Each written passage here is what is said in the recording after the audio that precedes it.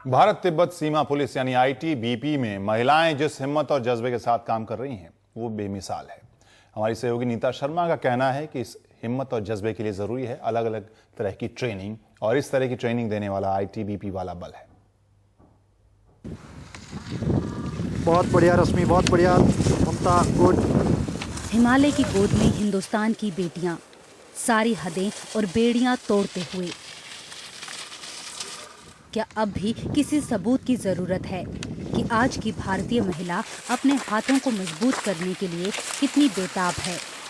जद्दोजहद में लगी हुई प्रीति गुप्ता। भारत तिब्बत सीमा पुलिस आईटीबीपी पहली ऐसी फोर्स है जो अपनी महिलाओं को इस तरह की ट्रेनिंग दे रही है। ट्रेनिंग इसलिए भी जरूरी है क्योंकि आईटीबीपी के जिम्मे देश के उन सरहदी इलाकों की सुरक्षा होती है जिनका एक बड़ा हिस्सा साल के कई महीने बर्फ से ढका रहता है। चाहे वो नक्सल एरिया हो, चाहे इंसर्जेंसी ऑपरेशन में हो, चाहे बॉर्डर गार्डिंग ड्यूटी में हो, इन्हें हर जगह डिप्लॉय किया जाता है। और चूंकि हमारे पास पीछे कोई महिला कर्मी जीडी काडर में नहीं थे, तो हमें किसी ऑपरेशन में खास करके महिलाओं को फ्रिस्किंग करने में समस्या आती थी। इन महिलाओं के आने से हमें ये समस्या का समाधान हो गया, और ये हमेशा हर ऑपरेशनल टीम का पार्ट होती हैं। हमें कोई इस ढंग से भेदभाव नहीं है। जहाँ भी हम जाते हैं इनको साथ में ले जाते हैं, चाहे बॉर्डर डिप्लॉयमेंट हो, चाहे ये इंसर्जेंसी ड्यूटी हो, चाहे वीआईपी ड्यूटी हो। क्या वजह है कि इन्हें बॉर्डर्स पे पोस्ट नहीं किया जाता, जबकि आईटीबीपी सबसे ज्यादा पोस्टिंग जो है उसकी सीमाओं पर ही रहती है?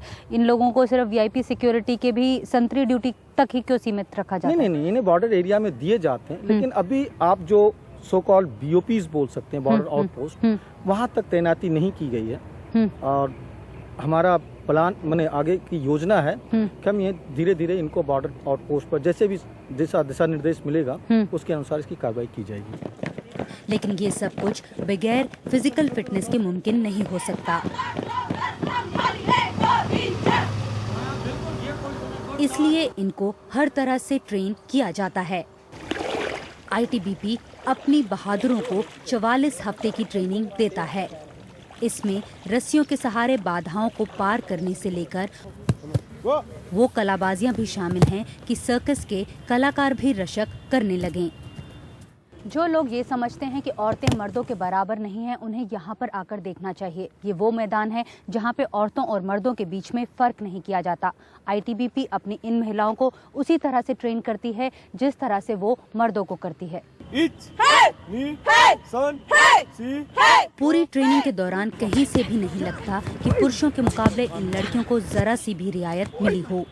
जिस तरह से लड़के काम कर सकते हैं हम भी कर सकते हैं लड़के जैसा ही। हम ये सोचकर आईटीबीपी ज्वाइन किए हैं। नहीं मैम, कभी ऐसा फ़र्क हमें कभी महसूस नहीं हुआ, और हमारे जो इंस्ट्रक्टर्स थे उन्होंने अच्छे से बिल्कुल उसी तरह हमें भी ट्रेन किया जिस तरह से लड़कों को करते थे, और अच्छी सिखलाई दी, अच्छा स्टैंडर्ड्स हमें अच्छे से सिखाया सब कुछ। अब हम लड़ सकते हैं किसी से या बोल सकते हैं, हमें वो है, लेकिन जब हम गांव में थे हम इतना नहीं बोल सकते ना, हम किसी के सामने जाने पे भी बहुत डरते थे। अब हमें वो बात नहीं रही। इनको जंगल वॉरफेयर से लेके इंसर्जेंसी के दौरान दुश्मन से कैसे निपटना है उसके सभी तरीके सिखाए जाते हैं। सिखाया जाता है फायरिंग, दुश्मन को कैसे करना, और फायर सिखाया जाता है, मतलब फिजिकल वगैरह सब कुछ होता है। कितने हफ्ते का कोर्स होता है ये? मैम एक महीने का कोर्स था। एक महीने? कहाँ पे किया था ये? माईदंडा में। आर्मड फोर्स में काफ़ी हमें यहाँ रिस्पेक्ट भी मिला है, एक नज़रिया बदला है ज़िंदगी को जीने का। हम बाहर भी जाते हैं, पहले इतना कॉन्फिडेंस नहीं होता था, अभी काफ़ी कॉन्फिडेंस फील करते हैं। जैसे आपने पूछा था कि काफ़ी हादसे लेडीज़ के लिए होते हैं, तो हम हमारे सेल्फ डिफेंस के लिए भी हमें काफ़ी चीज़ें सिखाई जाती हैं, और हम चाहते हैं कि अच्छा कॉन्फिडेंस हो, लड़कियां अपने आप को सुरक्षित महसूस करें। और जब हम कंधा मिला के चलते हैं, हमारे जो साथ में मेल है कैंडिडेट हैं, तो हम बड़े फक्र के साथ हमें अच्छा लगता है। वाकई ही ये 21वीं सदी की महिलाएं हैं। इनकी वर्दी भी नई है, इनके अंदाज भी, इनके हाथों में हथियार भी नए नए हैं। दिल्ली में वीआईपीज़ की सिक्योरिटी करना हो या फिर सरहदों पर सीमा की सुरक्षा, इनके जज्बों में कहीं भी दरार नहीं दिखती। निगाह अपने टारगेट के ऊपर रखें। लड़कियों का निशाना सटीक रहे, इसके लिए इस तरह के अभ्यास भी करवाए जाते हैं।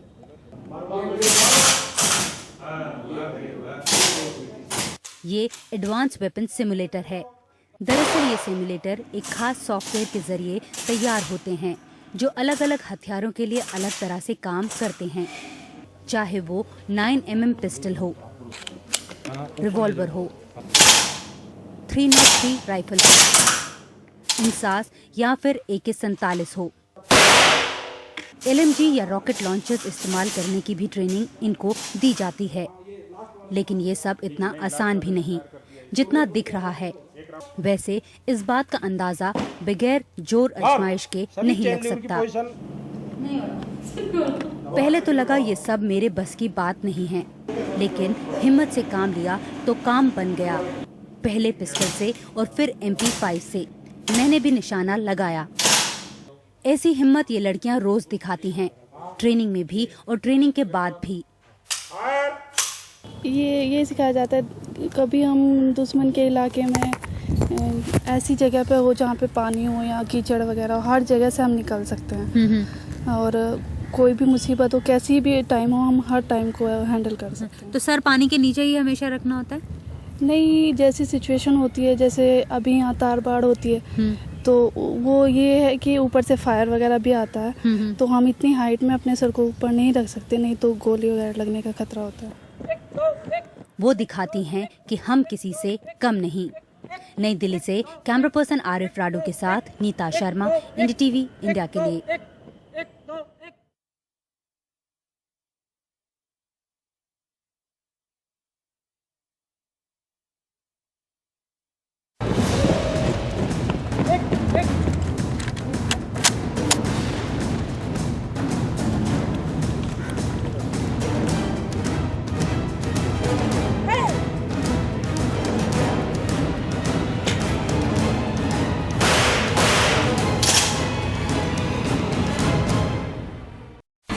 India's #1 news app just got even better.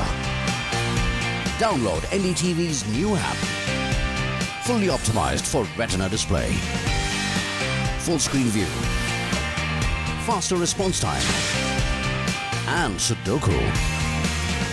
NDTV's new iPad app. Download now.